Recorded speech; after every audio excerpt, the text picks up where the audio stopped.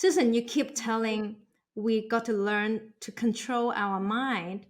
And I realize a lot of people, they don't think they should control their mind when they believe, when they need to follow their hearts.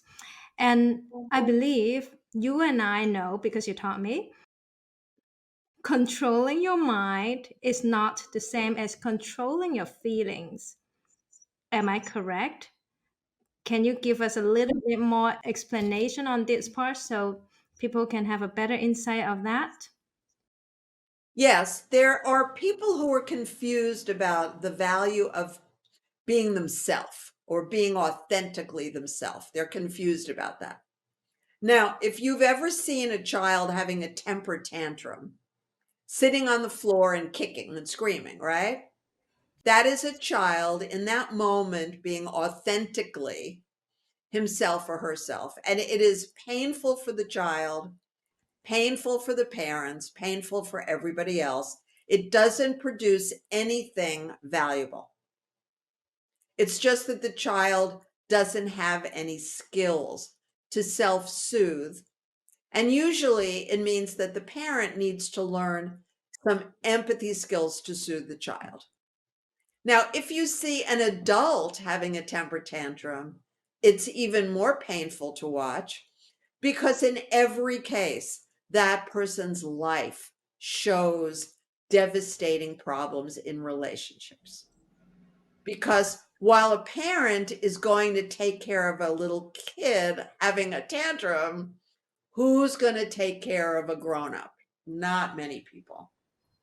So we don't want to authentically express rage and grief and terror and all that very often. We need to acknowledge it to ourselves. We need to notice what has triggered that in us. And we need to calm ourselves so we can prevent the situation from happening again, or so that we can solve the problem in the moment right now. Now, I have lived through very frightening things in my life. I lived through my second husband, who was given the wrong medication, two steroids. Now, if you're an athlete, you know that even one steroid is very dangerous for most people. It does some very, very, very nasty things to their health. But you give someone two steroids, a lot of people are allergic, and he became violent. I was able to talk myself out of being killed with a shotgun in my face because I had these skills. If I was a person who just opened my mouth and said whatever was on my mind, I would not be here today. You cannot fight with somebody who is in the middle of a steroid rage. You can't fight with anyone who is a bully. You can't fight with anyone who is enraged about anything and 10 times stronger than you. So be aware that you need these skills. Every single human being needs to be able to self soothe because there are times when it's much too dangerous to pick a fight. Okay. I want to save you, I want to save you going through what I went through and certainly prevent you from going through what I almost went through.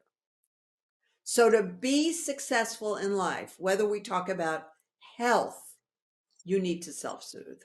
If you want a long time love relationship, you certainly need to self soothe. If you want a family, children, you must learn to self soothe.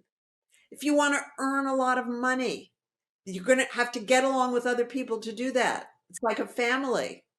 You have to have self soothing skills. Otherwise, you are creating disasters for yourself potentially every day. So today you may be fairly successful. Your health may be good, your family may be good, your loving relationship may be good, your business may be good.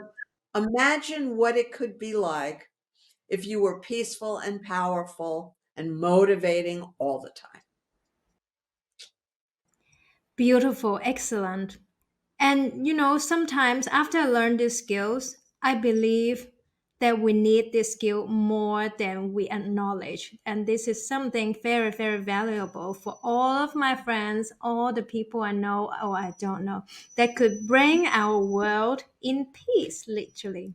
Thank you so much, Suzanne.